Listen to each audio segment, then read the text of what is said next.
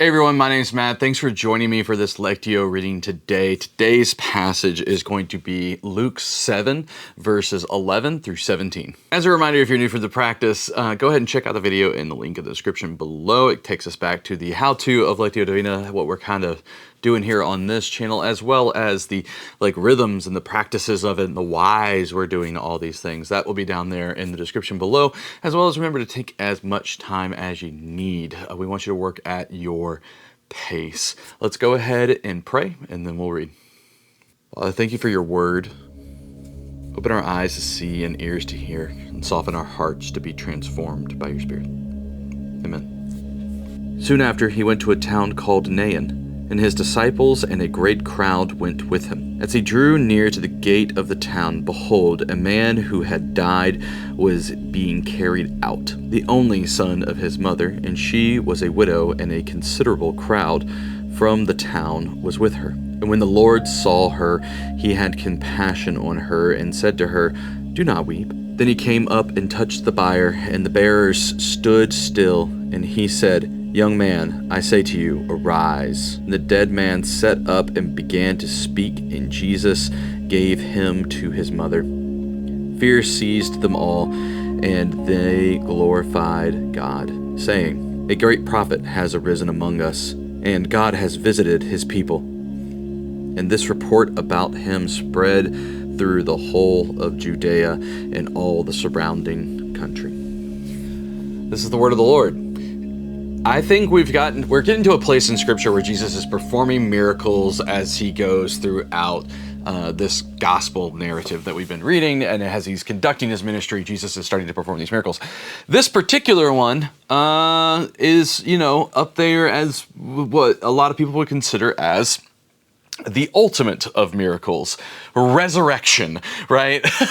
We talk a lot about it, that Jesus being resurrected is a substantial portion of the gospel narrative, right? That he was born of a virgin. He did this whole ministry thing on the here and the now earth, and then he suffered under Pontius Pilate, was crucified, dead, and buried, that he descended, and then on the third day he rose, and that he was resurrected and comes and lives with us. And the conclusion of that is that he then ascended. And we talk about this pattern of Jesus, but I think it's interesting to think about the authority of God and the authority of Jesus as it relates to life, as it relates to the literal breathing and eating and the living portion of the life thing. It's not hard to see by the representation of these passages that Jesus is Lord over life. We can start at a higher level and even say the grander narrative of the Trinity is the Lord over life. We could say that this God in which we worship is the Lord over life, and it is demonstrated by his authority and power over breathing life into existence, or placing his hand on a corpse at this point, being carried out. Assumingly to a funeral, by the way. I think that's an interesting fact to be leaned into, but that he just touches it, commands the son to, "Young man, I say, arise." And the guy just goes, "Hi," and he hops back up, and he's living again. We can't undermine the absolute shock and awe that would provide, for one. But I think it's interesting to think about the periphery here. We can cover very dramatically the idea of Jesus touching a corpse in this instance, on the way to a funeral, saying arise, and then the body, the man, the young man, this individual lives again. I think as a follower of Christ, and I think as someone who speaks Jesus a lot and focuses in on these things and goes to church, we've heard this narrative, and it's an impactful one. And so I hope I gave that enough grandioseness here in the last couple seconds, but I really relate to the periphery of this story. And I think that that's an interesting place to niche into, and as I'm hearing this, and that's what stuck out to me the most. And this is Lectio Divina. I'm going to tell you what stuck out to me the most, so I'm going to go ahead and tell you what happened. At least as I read it and from my perspective. The things that I find interesting, this young man, this mother is this town. Well, the town's named, but like we know the location, but we don't know the names of the people in the story, other than the fact that the disciples witnessed it and a great crowd witnessed it, and the mother came out of the city with a great crowd with her, again, assumingly going to a funeral, and then this miracle takes place. The periphery of this is so interesting to me, as the young man is never named. It wasn't Lazarus got resurrected. It wasn't Jesus was resurrected. It wasn't that, a name was changed from this to that. There was no naming of these people, yet this miracle was performed for them. I think that's, to me, speaks to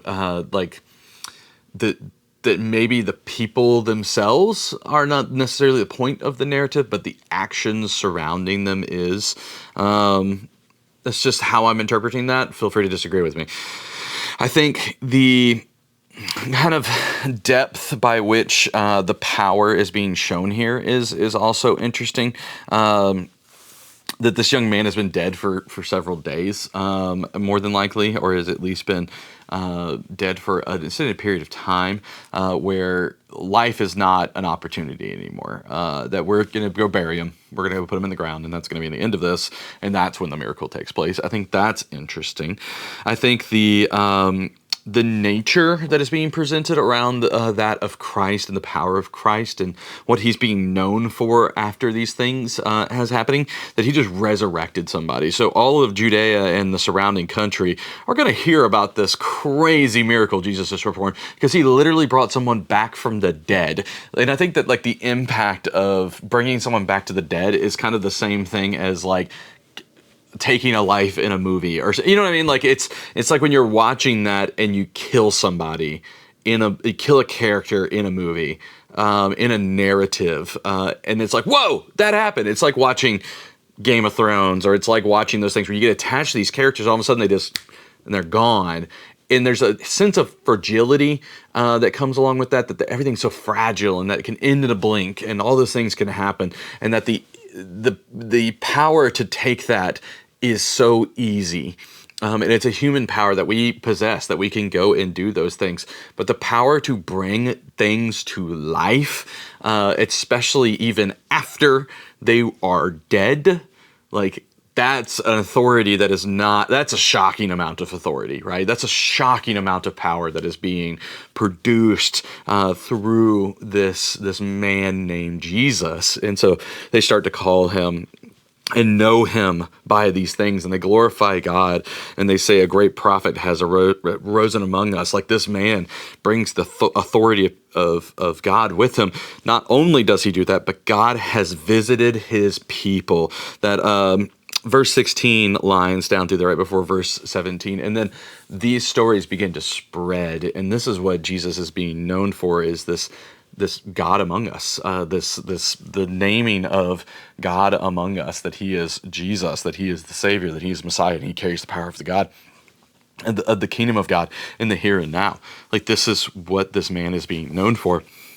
I also think it's interesting to see why specifically Jesus approached and gave this power and authority in this moment, was because he saw a mother, a widow, losing her son, and then had mercy on them, and that's the reason he decided to make this resurrection happen. Not simply because this person died, but because of like the situation surrounding this thing, and saw that in front of him, and he said, I have mercy on this. Arise, young man, I tell you, arise. And that's the reason he goes out and does this miracle. And this moment was not for name recognition. We know that's a pattern, right? But he sees his people hurting, and he sits there and he places a hand on it and he says, arise.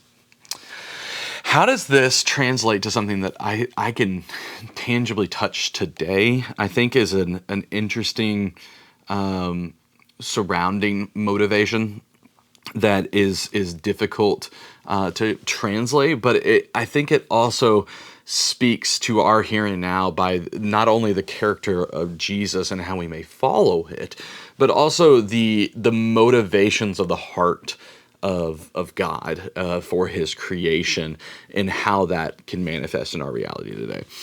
So starting from the top of that, like, hey, Jesus has this power and authority to command life. How can we follow and practice that? Well, I think that looks like allowing ourselves to be transformed into the character of Christ, what we do in this section right here, attending church and being with others and knowing what the bride of Christ looks like as it moves throughout our communities today. I think it's the fulfillment of that. It's the moving out of that and watching Jesus work now is the fulfillment of that, and fulfillment of this story being pushed into the here and now.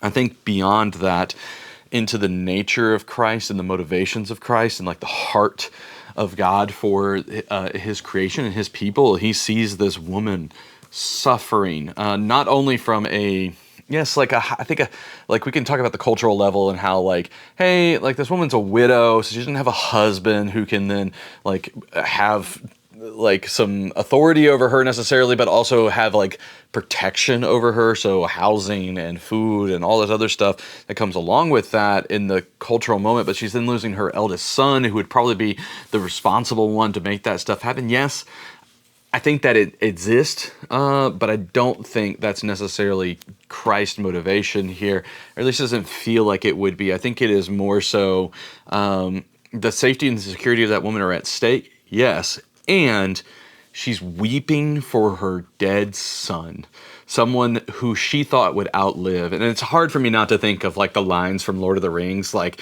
what woe is it to a man that has to bury his own son? Like, this is not an image that a mother or a father expects to have to go and do. They expect to outlive, they expect that they will not outlive their children.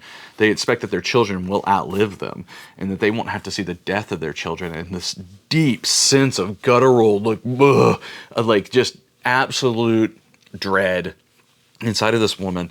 And Jesus sees this hurt and this pain and all these things, and he has sympathy and he has mercy and he has, what's the exact words that are being used? And the Lord saw her and had compassion on her and said, do not weep.